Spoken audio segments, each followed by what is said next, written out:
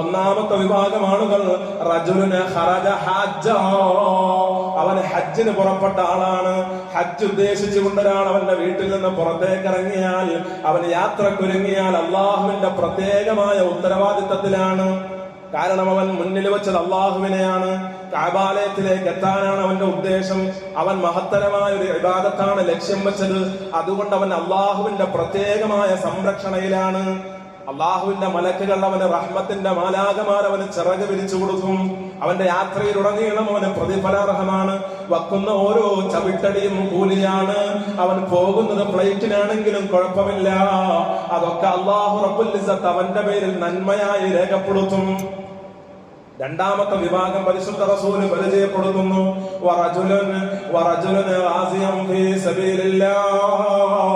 അള്ളാഹുവിന്റെ മാർഗത്തിൽ യുദ്ധത്തിന് വേണ്ടി ഒരുങ്ങി പുറപ്പെട്ടവൻ. ഒരാള് യുദ്ധത്തിന് വേണ്ടിയിട്ട് അടർക്കളത്തിലേക്ക് രണാങ്കളത്തിലേക്ക് ഇറങ്ങാണ്. അള്ളാഹുവേ, എനിക്ക് എന്റെ കുടുംബം വിഷയമല്ല, എനിക്ക് എന്റെ ഭാര്യയോ മക്കളോ മറ്റൊന്നും എന്റെ ചിന്തയിലില്ല. ഞാനിവിടെ രണാങ്കളത്തിലേക്ക് ഒരുങ്ങി പുറപ്പെടുന്നത് എന്റെ ജീവിതം ദീനിനു വേണ്ടി കൊടുക്കാനുള്ള നിയ്യത്തിലാണ്. അവിടെ എനിക്ക് മുന്നോട്ട് നാളെ എന്തെന്നൊരു ആലോചന എനിക്കില്ല. നിന്റെ ദീൻ ഇവിടെ നിലനിൽക്കണം, നിന്റെ ദീൻ ഇവിടെ എന്നെന്നും ഉണ്ടാകണം.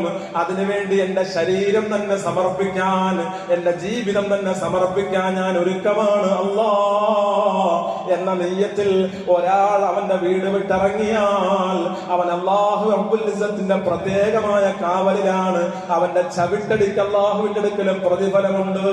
അവൻ അല്ലാഹുവിന്റെ ഉത്തരവാദിത്വത്തിലാണെന്ന് മുഹമ്മദ് മുസ്തഫ സല്ലല്ലാഹു അലൈഹി വസല്ലം രണ്ട് വിഭാഗം പറഞ്ഞു. മൂന്നാമത്തെ വിഭാഗം പരിശുദ്ധ റസൂല് പരിചയപ്പെടുത്തുമ്പോ നമ്മുടെ കണ്ണ് നിറഞ്ഞു പോകണം, നമ്മുടെ കൽബ് വല്ലാതെ പടച്ചു പോകണം. കാരണം ഈ ഒന്നാമത് പറഞ്ഞ ആളാകാൻ നമുക്ക് പണം വേണം, നമുക്ക് ബാങ്കിൽ ബാലൻസ് വേണം, നമുക്ക് നമ്മുടെ മക്കൾക്കുള്ള ചെലവിനുള്ള പണം കൊടുത്തിട്ട് വേണം ഹജ്ജിന് പോകാൻ, നമുക്ക് ജോലി ഇല്ലെങ്കിലും ജീവിക്കാനുള്ള വരുമാനം 2 മാസക്കാലെങ്കിലും വീട്ടിൽ കൊടുക്കേണ്ടി വരും. അങ്ങനെ പോകാൻ ചിലപ്പോ പട്ടിണിക്കാരനെ പറ്റിക്കൊള്ളണമെന്നില്ല, അങ്ങനെ പോകാൻ കൂലിപ്പണിക്കാരനെ പറ്റിക്കൊള്ളണമെന്നില്ല. ഇനി യുദ്ധത്തിന് പോകാനാണെങ്കിൽ നമ്മൾ ഇസ്ലാമിക റിപ്പബ്ലിക്കിലുമല്ല. അപ്പോഴോ നമുക്ക് എങ്ങനെയാണ് ഈ വിഭാഗത്തിൽ ഉൾപ്പെടാൻ പറ്റുന്നത്? അള്ളാന്റെ റസൂല് പരിചയപ്പെടുത്താണ്. മൂന്നാമത്തെ വിഭാഗം ആളുകൾ റജുലുന ഖറജ മിൻ ബൈതിഹി ഇലാ മസ്ജിദിൻ മിൻ മസാജിദില്ലാഹ്. അള്ളാഹുവിന്റെ പള്ളിയിലേക്ക് ഒരാൾ പോയാൽ, അള്ളാഹുവിന്റെ പള്ളിയിലേക്ക് ഇബാദത്തിന് വേണ്ടിയിട്ട് കടന്നുപോയവൻ, ജമാഅത്ത് നിസ്കാരത്തിൽ പങ്കെടുക്കാൻ വേണ്ടി പോയവൻ, സുന്നത്ത് നിസ്കരിക്കാൻ വേണ്ടി പോയവൻ, പള്ളി പരിപാലിക്കാൻ വേണ്ടി വന്നവൻ, അങ്ങനെയുള്ള ആളുകളൊക്കെയും അല്ലാഹു റബ്ബുൽ ഇസ്സത്തിന്റെ ഉത്തരവാദിത്തത്തിൽ തന്നെ അവര് വെക്കുന്ന ചവിട്ടടിക്ക് കൂലിയുണ്ട്. അവര് വീട്ടിൽ നിന്ന് പുറത്തേക്ക് ഇറങ്ങിയിട്ട് വലതുകാല് വെക്കുമ്പോ മലക്ക് രേഖപ്പെടുത്തും, ഇടതുകാല് വെക്കുമ്പോഴും മലക്ക് രേഖപ്പെടുത്തും. അള്ളാന്റെ പള്ളിയിലേക്ക് പോയ ആളാണ്, ഇവന് പ്രത്യേകമായ പ്രതിഫലമുണ്ട്. അവന്റെ കാലിന്റെ അടിയിൽ പതിഞ്ഞ മണൽ തരിക്ക് പോലും അള്ളാഹു പ്രത്യേകമായ പ്രതിഫലം അവിടെ രേഖപ്പെടുത്തുന്നതാണ്. മൂന്നാമത്തെ വിഭാഗത്തിൽ എത്തിപ്പെടാതിരിക്കാൻ എന്ത് ന്യായമാണ് നമുക്ക് പറയാനുള്ളത്?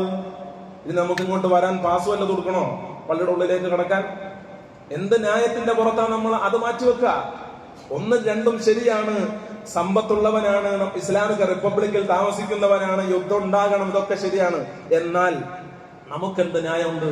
ജമാഅത്തിന് അസ്സലാത്തു ഖൈറും മിനൻ നൗം എന്ന് പറയുമ്പോ പുതച്ചിരിക്കുന്ന പുതപ്പൊന്ന് മാറ്റിയിട്ട് wudu എടുത്തിട്ട് അല്ലാഹു തന്ന വാഹനത്തിൽ കയറിയിട്ട് ആ വാഹനത്തിൽ പള്ളിയുടെ മുമ്പിലേക്ക് വന്നിറങ്ങാൻ, നടക്കുക പോലും ചെയ്യാതെ പള്ളിയിലേക്ക് വന്നെത്താൻ നമുക്ക് എന്ത് ന്യായം പറയാനുണ്ട്?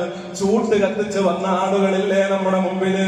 ഈ കിടക്കുന്ന ഖബറാളികളിൽ എത്രയോ ആളുകൾ ചൂട്ട് കത്തിച്ച് വന്നിട്ടുണ്ട്. ഇരുട്ടത്തവർ നടന്നു നീങ്ങിയിട്ടില്ലേ? അങ്ങനത്തെ ആളുകൾ നമ്മുടെ മുമ്പിലുള്ളപ്പോ നമ്മുടെ വാഹനത്തിൽ അല്ലാഹു തന്ന നിഅമത്തുണ്ടായിട്ട് പോലും, യഥേഷ്ടം നമുക്ക് വരാൻ കഴിഞ്ഞിട്ട് പോലും, കിലോമീറ്ററുകൾ നമുക്ക് പ്രശ്നമല്ലാതിരുന്നിട്ട് പോലും എന്തുകൊണ്ട് നമ്മൾ അസ്സലാത്തു ഖൈറും മിനൻ നൗമിന് ഹയ്യ അല സ്വലാ എന്ന വിളിക്ക് മറുപടി കൊടുത്തില്ല? ആലോചിക്കണം. അവിടെയാണ് ആലോചന, ആത്മീയമായ ആലോചന. ഈ പരിശുദ്ധമായ ഒരു സമയം വന്നിട്ട് ഹാജിമാർക്ക് എവിടെയാ ഉറക്കം? അവനിങ്ങനെ ഉണർന്നിരിക്കുകയാണ്. സകല സമയം പടച്ചവനെ മസ്ജിദുൽ ഹറാമിലേക്ക് എത്താൻ പറ്റുമോ? നിസ്കാരത്തിന് ഹറമിൽ കൂടാൻ പറ്റുമോ? കഅബയെ കണ്ട് നിസ്കരിക്കാൻ പറ്റുമോ? ഒരു വഖത്ത് കഴിഞ്ഞാൽ ജുമാക്ക് സലാം വീട്ടിയാൽ നമ്മൾ എണീറ്റ് പോകുന്നത് പോലെ അവർ എണീറ്റ് പോകൂല. വീണ്ടും കഅബയെ ഇങ്ങനെ കണ്ടുകൊണ്ടിരിക്കൂലേ? ആ അവസ്ഥയിലേക്ക് നമ്മുടെ ഈമാൻ വളരണം. പടച്ചവനെ, ഞാൻ നിന്റെ പള്ളിയിലേക്ക് പോവാണ്.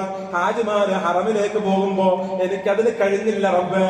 എന്നാലും നിന്റെ ഹബീബ് പഠിപ്പിച്ചതുപോലെ നിന്റെ പള്ളിയിലേക്ക്, നിന്റെ വീട്ടിലേക്ക് അതിഥിയായിട്ട് ഞാൻ വരാണ് അല്ലാ എന്ന നിയ്യത്തിൽ അസ്സലാത്തു ഖൈറും മിനൻ നൗമിന് മറുപടി കൊടുക്കണം.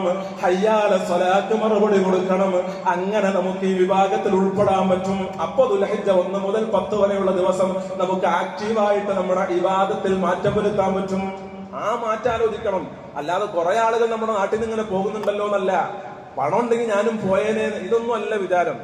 എന്നിട്ടോ സമ്പത്തുള്ള ആളുകളുടെ ആലോചന ഒരല്പം പടി കൂടി കടക്കണം. അടുത്ത നിസ്കാരം, അടുത്ത വർഷം എനിക്ക് മസ്ജിദുൽ ഹറാമിൽ നിസ്കരിക്കണം. ആ താല്പര്യത്തിലേക്ക് വരണം. പണമുള്ളവൻ, സമ്പത്തുള്ളവൻ, ബാങ്ക് ബാലൻസ് ഉള്ളവൻ ആ നിലയിലേക്ക് ആലോചിക്കണം. അടുത്ത വർഷം ഇൻഷാ അല്ലാഹ് ഇന്ന് ദുൽഖഅദ 27 ഞാൻ എന്റെ പള്ളിയിൽ ജുമാക്കരിക്കുമ്പോ അല്ലാഹുവേ എനിക്ക് അടുത്ത കൊല്ലം നീ ആയുസ് തരുന്നെങ്കിൽ ഇൻഷാ അല്ലാഹ് ദുൽഖഅദ 27 എനിക്ക് മസ്ജിദുൽ ഹറാമിൽ ഇരിക്കാൻ പറ്റണം. ആ ആലോചന വേണം. അല്ലാഹു നമുക്കൊക്കെ അതിന് തൗഫീഖ് തരട്ടെ. ആ രീതിയിൽ ഈമാനികമായി വളരാൻ പറ്റണം. ദുൽഖഅദയുടെ ഒക്കെ ആലോചന, ദുൽഹിജ്ജ മാസത്തിന്റെ ഒക്കെ ഈമാനികമായ ആലോചന നമുക്ക് ആ രീതിയിലാണ് വരേണ്ടത്.